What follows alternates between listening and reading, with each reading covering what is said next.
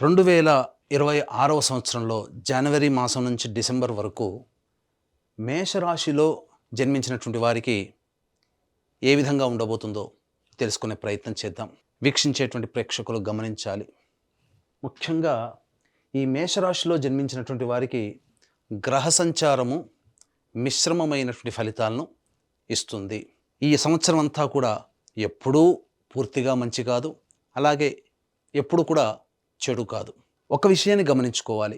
ఏ సందర్భాలలో మనం చేస్తున్నటువంటి వృత్తి ఉద్యోగ వ్యాపారాలలో మనం చేర్పులు మార్పులు చేసుకోవాలి. గ్రహాలు ఏ సమయంలో అనుకూలంగా ఉంటాయి, అలాగే విద్యార్థులకు ఏ విధంగా ఉండబోతుంది, దాంపత్యంలో ఉన్న వాళ్ళకి, వివాహం కానటువంటి వాళ్ళకి, ఇలా ప్రతి వ్యవస్థలో ఉన్నటువంటి వాళ్ళకి ఏ విధంగా ఉండబోతుందో క్లుప్తంగా తెలుసుకునే ప్రయత్నం చేద్దాం. ముఖ్యంగా గమనించుకున్నట్లయితే ఈ మేషరాశిలో జన్మించినటువంటి వారికి ప్రధానంగా గురుబలం అనుకూలంగా ఉన్నటువంటి సందర్భం. ఎందుకనంటే మార్చి 14వ తారీఖు వరకు గురువు మిథున రాశిలో వక్రగతి చెంది ఉంటాడు. ఈ వక్రగతి చెందినటువంటి కారణం చేత ప్రధానంగా మనం ఇక్కడ వృషభ రాశిలోనే వేసుకున్నాం, కానీ వక్రగతి ఉన్నటువంటి కారణం చేత ఈ యొక్క గురువు దశమ స్థానాన్ని, అలాగే అష్టమ స్థానాన్ని మరియు షష్టమ స్థానాన్ని ప్రభావితం చేస్తాడు. ముఖ్యంగా ఉద్యోగ వ్యవహారాల్లో ఎవరైనా కానీ మార్పులు కావాలి అనేటువంటి వాళ్ళకి ఈ సమయం మార్చి 14 వరకు కూడా అనుకూలంగా ఉండేటువంటి సమయం. ఒక గురుగ్రహం ఉద్యోగానికి సంబంధించి అనుకూలిస్తే సరిపోతుందా? అంటే ఒక వ్యక్తి శుభాన్ని కోరుకోవడం అంటే ఉద్యోగంలో మార్పు కావచ్చు, అంటే హైక్ రావడం కానీ, లేదా విదేశీయానం కానీ, వివాహం కానీ, ఏదైనా ఒక అంటే ఈ యొక్క మేషరాశికి తాను చేస్తున్నటువంటి ప్రయత్నానికి గురువు అనుకూలంగా ఉండబోతున్నాడు. కాబట్టి ఏ వ్యవస్థలో ఉన్న వాళ్ళకైనా, ఏ ప్రయత్నంలో ఉన్నటువంటి వాళ్ళకైనా కానీ అనుకూలంగా ఉండబోతున్నాడు. దీనికి తోడు మనం గమనించుకున్నట్లయితే ప్రధానంగా ఈ యొక్క సంచార ప్రభావం, మిగతా గ్రహాల యొక్క సంచార ప్రభావం కూడా అనుకూలంగా ఉందా అనేది మనం చెక్ చేసుకోవాలి. మార్చి 14వ తారీఖు వరకు గురువు వక్రగతి చేత అనుకూలంగా ఉన్నటువంటిది. అలాగే ఈ మేషరాశి వారికి ఏప్రిల్ 2వ తారీఖు వరకు కూడా, అనగా ఈ మార్చి 14 వరకు కూడా కుజుడు లాభస్థానంలో ఉన్నాడు. కాబట్టి ఈ సంబంధించినటువంటి రాష్ట్రాధిపతి అయినటువంటి కుజుడు కూడా యోగించేటువంటి పరిస్థితిలో ఉంది. అలాగే ముఖ్యంగా ఉద్యోగకారకుడు రవి, ఈ రవి మనకు వర్కౌట్ అవుతాడా అనేది మనం గమనించుకోవాలి. జనవరి 14వ తారీఖు రోజున మకర రాశిలోకి ప్రవేశం చేస్తాడు. ఫిబ్రవరి 13వ తారీఖు నాడు కుంభరాశిలో ఉంటాడు. మార్చి 14 వరకు కూడా కుంభరాశిలో, అనగా దశమ లాభస్థానములో ఈ యొక్క మేషరాశి వారికి కుజగ్రహము, రవిగ్రహ ప్రభావం, అనగా రాశ్యాధిపతి, ఉద్యోగకారకుడు, అలాగే శుభకరుడైనటువంటి గురువు కూడా అనుకూలంగా ఉన్నటువంటి కారణం చేత తప్పకుండా ఏదైతే ప్రయత్నాలు చేస్తారో ఆ ప్రయత్నాల్లో మీకు అనుకూలంగా ఉండేటువంటి సమయం. కాబట్టి ఆలస్యం అమృతం విషయం. మీరు గట్టిగా ప్రయత్నాలు చేయండి. మార్చి 14వ తారీఖు వరకు కూడా మేజర్ ప్లానెట్స్ మీకు అనుకూలంగా ఉన్నాయి. లాభంలో రవి యొక్క సంచార ప్రభావం, ఇదంతా కూడా అనుకూలంగా ఉండేటువంటి సమయం అని చెప్పవచ్చు. ఇక గమనించుకున్నట్లయితే ఉద్యోగ వ్యవస్థలో మార్చి 14 వరకు, ఇక మార్చి 14 తర్వాత ఉద్యోగస్తులకు ఏంటండి అని అంటారా? మార్చి 15వ తారీఖు నుంచి తృతీయ స్థానంలో గురు సంచార ప్రభావం, ఇది మిశ్రమమైనటువంటి ఫలితాలని ఇస్తుంది.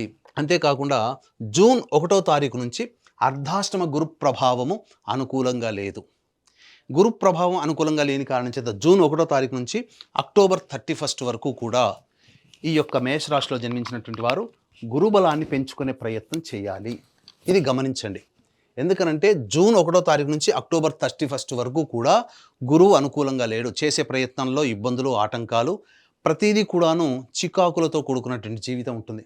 కాబట్టి ఏది ఏమైనప్పటికీ లాస్ట్ 2 నెలలు, నవంబర్, డిసెంబర్ నెలలు, అలాగే మొదటి 3 నెలలు, ఇవన్నీ కూడా అనుకూలంగా ఉండేటువంటి సమయము ఈ మేషరాశిలో జన్మించినటువంటి వారికి.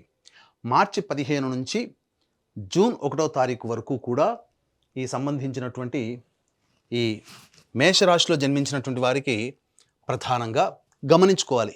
ఈ మేషరాశిలో జన్మించినటువంటి వారికి ఏ విధంగా ఉండబోతుంది అనేటువంటి విషయాన్ని మనం గమనించుకున్నట్లయితే, ఇక మేషరాశిలో జన్మించినటువంటి విద్యార్థులకి జూన్ 1వ తారీఖు వరకు గురువు అనుకూలంగా ఉన్నాడు. కాబట్టి ఉత్తీర్ణతా శాతం చాలా చక్కగా ఉంటుంది. పోటీ పరీక్షల్లో విద్యార్థులు చాలా చక్కగా పరిణితిని సాధిస్తారు. అనుకున్న విశ్వవిద్యాలయాల్లో మీకు సీట్ లభించే అవకాశం కూడా ఉంటుంది. కాబట్టి కోరుకున్న కళాశాలలో ప్రవేశం లభిస్తుంది. ఉన్నత ప్రమాణాలతో ప్రథమ శ్రేణిలో ఉత్తీర్ణులవుతారు. కాకపోతే జూన్ 1వ తారీఖు నుంచి అక్టోబర్ 31వ తారీఖు వరకు ఉన్నటువంటి సమయం మాత్రం అనుకూలముగా లేదు. ఈ కారణం చేత ఎక్కువగా కష్టపడాల్సినటువంటి పరిస్థితి ఈ యొక్క మేషరాశిలో జన్మించినటువంటి వారికి ఎదురవుతుంది. ఇక గమనించుకున్నట్లయితే వివాహ సంబంధించినటువంటి విషయాలలో ప్రధానంగా ప్రయత్నం చేయండి. ఎందుకనంటే మార్చి 14వ తారీఖు వరకు కూడాను గురువు వక్రగతిన ఉన్నటువంటి కారణం చేత ప్రయత్నంలో కొంత ఆటంకాలు అనేటువంటివి ఉంటాయి. అయినప్పటికీ కూడా ప్రధానంగా మార్చి 14 నుంచి జూన్ 1వ తారీఖు వరకు గురువు మిథున రాశిలో సంచారం చేస్తూ వివాహానికి అనుకూలమైనటువంటి ప్రయత్నము. కాబట్టి మార్చి 14 నుంచి జూన్ 1వ తారీఖు వరకు వివాహ సంబంధాలు నిశ్చయం అవ్వడము, లేకపోతే ఈ సంబంధించినటువంటి వివాహమే జరగడము కూడా మీకు ఖచ్చితంగా ఉండబోతుంది. ఇక దాంపత్య విషయానికి వచ్చేసరికి ఈ యొక్క మేషరాశిలో జన్మించినటువంటి వారు దంపతుల మధ్య కొంత పొరపచ్చాలు వచ్చే అవకాశం ఉంటుంది. అవగాహన లోపం అనేటువంటిది ఉంటుంది. కాబట్టి జాగ్రత్త పడగలరు.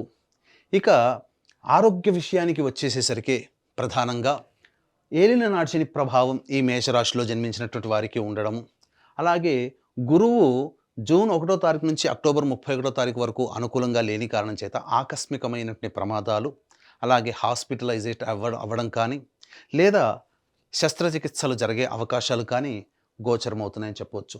ఇక మరీ ముఖ్యంగా ఈ యొక్క మేషరాశిలో జన్మించినటువంటి వారికి సంతాన యోగ్యత అనేటువంటిది ఉండబోతుంది. సంతానం కోసం ఎదురు చూసేటువంటి వ్యక్తులకి సత్సంతానం లభించి తీరుతుంది. మంచి శుభవార్త ఈ మేషరాశిలో జన్మించినటువంటి వారు వింటారని చెప్పవచ్చు. ఇక ముఖ్యంగా శని జాతకరీత్యా జూలై 26వ తారీఖు నుంచి వక్రగతిన ఉన్నటువంటి కారణం, అలాగే రాహుగ్రహ ప్రభావం కూడా కలిసి ఉండడం, జూన్ 26వ తారీఖు నుంచి విదేశీయానానికి చేసే ప్రయత్నాలు డిసెంబర్ వరకు అనుకూలంగా ఉంటాయి. కాబట్టి మీరు విదేశీయానానికి ఏదైనా ప్రయత్నాలు చేసినట్లయితే జూలై 26వ తారీఖు నుంచి అవి మీకు సఫలీకృతమవుతాయని చెప్పవచ్చు. ఇక మరీ ముఖ్యంగా ఈ మేషరాశిలో జన్మించినటువంటి వారికి రాజకీయ రంగ ప్రముఖులు ఎవరైతే ఉంటారో నామినేటెడ్ పోస్టులకి మాత్రం వారు అర్హులయ్యేటువంటి అవకాశం ఉంటుంది. కాబట్టి ఎక్కువగా ఖర్చు అనేటువంటిది పెట్టకుండా జాగ్రత్తగా కాపాడుకోండి. మీ యొక్క ధనము, మీ కింద వ్యక్తులు మిమ్మల్ని ప్రలోభాలకి గురి చేసే అవకాశం ఎక్కువగా ఉంటుంది. కాబట్టి అనవసరమైన ఖర్చుల్ని తగ్గించుకొని మీరు ప్రణాళికాబద్ధంగా మీరు వ్యవహరించినట్లయితే మీకు తగినటువంటి పోస్ట్ అనేటువంటిది లభించి తీరుతుంది. ఇక ముఖ్యంగా వ్యాపార రంగంలో ఉన్నటువంటి వారికి ఏ విధంగా ఉండబోతుంది? వ్యాపారం అనగా ఈ యొక్క సంబంధించినటువంటి వ్యాపారాలలో ముఖ్యంగా గురు సంబంధమైన మేషరాశిలో జన్మించినటువంటి వారు అనగా గురు సంబంధమైనటువంటి ఈ రెస్టారెంట్, అలాగే ఎఫ్ఎంసీజీ ప్రొడక్ట్స్, సూపర్ మార్కెట్స్, కళాశాలను నడిపేటువంటి వాళ్ళు, విద్యా వ్యవస్థలో అనగా స్కూల్స్ నడిపేటువంటి వాళ్ళు, ఫుడ్కి సంబంధించినటువంటి వ్యాపారంలో ఉన్నవాళ్ళు, రోడ్ సైడ్ వెండర్సు, అలాగే బంగారు వ్యాపారస్తులు, ఎఫ్ఎంసీజీ ప్రొడక్ట్స్తో సంబంధం ఉన్నటువంటి వాళ్ళు, ఇలా ఏదైనా కానీ ఈ రంగంలో ఉన్నటువంటి వారు ప్రధానంగా వైద్యులు కూడా ప్రధానంగా ఈ జూన్ 1వ తారీఖు వరకు అనుకూలంగా ఉండేటువంటి సమయం. వ్యాపార విస్తరణకి కానీ, లేదా వ్యాపార అభివృద్ధి, లేదా నూతన వ్యాపారం ఏదైతే చేయాలనుకుంటారో జూన్ 1వ తారీఖు నుంచి అక్టోబర్ 31వ తారీఖు వరకు జాగ్రత్తలు పాటించండి. ఎందుకు చెప్తున్నాను అనంటే ఈ సమయం అనుకూలంగా లేదు. చేస్తే జూన్ 1వ తారీఖు లోపలనైనా కానీ, అనగా మే లోపలనైనా కానీ, లేదా అక్టోబర్ తర్వాతనైనా కానీ మీరు ప్లానింగ్ చేసుకోండి. దానికి తగ్గట్టుగా మీ జీవితం ఆనందంగా ఉండబోతుందని చెప్పవచ్చు. వ్యాపార విస్తరణ. ఇక మరీ ముఖ్యంగా ఈ సంబంధించినటువంటి తోళ్ళు, చర్మ సంబంధమైనటువంటి వ్యాపారస్తులు, బొగ్గు సంబంధమైనటువంటి కలప, అలాగే ఈ సంబంధించినటువంటి నూనె వ్యాపారస్తులు, అలాగే గ్రౌండ్ ఆయిల్ ఈ సంబంధించినటువంటి వ్యాపారస్తులు ఎవరైతే ఉంటారో, అలాగే ఇనుముతో సంబంధించి చేసే ప్రతి పని, ఇనుముతో కూడుకున్నటువంటి వ్యాపారస్తులు ఎవరైనా కానీ వాళ్ళందరూ కూడా, ఇసుకతో సంబంధించినటువంటి వీళ్ళందరికీ కూడాను కాస్త గడ్డు కాలం అని చెప్పవచ్చు. జూలై 26వ తారీఖు వరకు. అలాగే ఆగస్టు నుంచి డిసెంబర్ వరకు అనుకూలంగా ఉండేటువంటి సమయం. ఈ చెప్పినటువంటి రంగాల్లో ఉన్నటువంటి వాళ్ళు అనగా ఈ చర్మ సంబంధము, ఇసుక సంబంధము, అలాగే ఇనుము సంబంధము ఉన్నటువంటి వ్యాపారస్తులు చక్కగా వాళ్ళు ఆగస్టు నుంచి డిసెంబర్ లోపల వాళ్ళకి అనుకూలంగా ఉండేటువంటి సమయంగా చెప్పవచ్చు. ఇక ముఖ్యంగా కళారంగంలో ఉన్నటువంటి వాళ్ళకి గనక మనం చూసుకున్నట్లయితే ఈ యొక్క మేషరాశిలో జన్మించినటువంటి వాళ్ళకి అవకాశాలు అంది వచ్చినటువంటి అవకాశాలని మీరు వినియోగించుకోవాలి. అనగా కళారంగం అనగా సినిమా రంగము, నాటక రంగము, ఎలక్ట్రానిక్ అండ్ ప్రింటింగ్ మీడియా రంగంలో ఉన్నటువంటి వాళ్ళు, అలాగే ఈ సోషల్ మీడియా రంగంలో ఉన్నటువంటి వాళ్ళు బాగా కష్టపడితే తప్ప ఫలితాలు పొందనటువంటి పరిస్థితి. కాబట్టి జాగ్రత్తలు పాటించండి. అన్ని విధాలుగా కష్టపడే తత్వాన్ని, నిజాయితీని నమ్ముకోండి. ప్రలోభాలకి గురయ్యేటువంటి అవకాశాలు ఉంటాయి. కాబట్టి వచ్చిన అవకాశాన్ని సద్వినియోగపరుచుకుంటే కళారంగంలో తదితర రంగంలో ఉన్నటువంటి వాళ్ళు అద్భుతమైనటువంటి ప్రగతిని సాధించే అవకాశం ఎక్కువగా ఉంటుంది. ఇక రైతుల విషయానికి వచ్చేసరికి ఈ యొక్క మేషరాశిలో జన్మించినటువంటి వారికి సాధారణమైనటువంటి పంటలు ఉంటాయి. అలాగే ఎక్కువగా ప్రలోభాలకి గురై వాణిజ్య పంటలు కానీ లేదా ఇతరత్ర పంటలు గనక వేసుకున్నట్లయితే మీకు మొదటికే మోసం వస్తుంది. కాబట్టి మీకు తెలిసినటువంటి పంటల్ని మీరు ఎదుటి వాళ్ళని మీరు నమ్మి కానీ ఎదుటి వాళ్ళని చూసి మీరు ప్రయత్నాలు చేయడం కానీ ఈ యొక్క మేషరాశిలో జన్మించినటువంటి రైతులు చేయకండి. ఎందుకంటే నష్టములు అధికంగా ఉండేటువంటి అవకాశం ఉంటుంది. ఇక ముఖ్యంగా ఈ యొక్క మేషరాశిలో జన్మించినటువంటి వారికి ప్రధానంగా కొన్ని సంబంధమైనటువంటి విషయాలు, అంటే కొన్ని విషయాలు మీకు తెలియచేస్తాను. అంటే ఏ సందర్భంలో జాగ్రత్తలు పాటించాలి. మరీ ముఖ్యంగా ఉద్యోగం కావచ్చు, వ్యాపారం కావచ్చు, లేదా ఏదైనా ప్రయత్నాల్లో ఒక్క గురుబలమై ఉంటే సరిపోతుందా? మిగతా గ్రహాల యొక్క ప్రభావం కూడా అనుకూలించాలి కదా. కాబట్టి ఏ సమయం అనుకూలంగా ఉంటుందో క్లుప్తంగా తెలుసుకునే ప్రయత్నం చేద్దాం. వీక్షించేటువంటి ప్రేక్షకులు కూడా ఈ మేషరాశిలో జన్మించినటువంటి వారికి మిశ్రమమైనటువంటి ఫలితాలు ఉంటాయని చెప్పుకున్నాం. కాబట్టి సమస్యలు అనేటువంటివి ప్రతి వ్యక్తికి కూడా ఉంటాయి. కాబట్టి ఇప్పుడు చెప్పినటువంటి వివరాల కంటే ఇంకా విభిన్నంగా మీ జీవితం ఉందని అంటే దగ్గరలోని మంచి ఉపాసనాపరులైనటువంటి జ్యోతిష్యుల్ని సంప్రదించి వారి సలహాలు సూచనలు కనుక పాటించినట్లయితే మీ జన్మజాతకరీత్యా మరింత మెరుగైనటువంటి ఫలితాలను మీరు పొందవచ్చు. అలాగే వీక్షించేటువంటి ప్రేక్షకులకి గమనిక, ఈ యొక్క 2026వ సంవత్సరం మీరు చేపట్టే ప్రతి పనిలో మీకు విజయం కలగాలి, మీకు ఆనందంగా ఉండాలి, అన్ని విధాలుగా మీకు దైవం అనుకూలంగా ఉండాలి. గ్రహ సంచారం రాబోయే 8 ఏళ్ల వరకు కూడా కొంత విభిన్నంగా ఉండబోతుంది. కాబట్టి మిశ్రమమైనటువంటి ఫలితాలు ఉండబోతాయి. కాబట్టి జాగ్రత్తగా మీ యొక్క సంకల్పం నెరవేరాలనేటువంటి యొక్క సదుద్దేశంతో మీ జాతకరీత్యా కలుగు అన్ని రకాలైనటువంటి సమస్యల నివారణకి, విద్య, వివాహ, ఉద్యోగ, దాంపత్య, అనారోగ్య అనేక రకాలైనటువంటి సమస్యలకి ప్రతీ నెల ఒక పుణ్య తిథి రోజున సర్వదోష నివారణ పూజలు, హోమాలు అనేటువంటివి మీ గోత్రనామాలతో జరిపించడం జరుగుతుంది. వీడియోలు కూడా మీకు పంపించడం జరుగుతుంది. అవకాశం ఉన్నవాళ్ళు ఈ యొక్క కార్యక్రమ తదనంతరం స్క్రీన్పై కనిపిస్తున్న నెంబర్కి కాంటాక్ట్ చేసి ఈ సర్వదోష నివారణ పూజల హోమాల్లో మీ గోత్రనామాదులు నమోదు చేసుకోవచ్చు.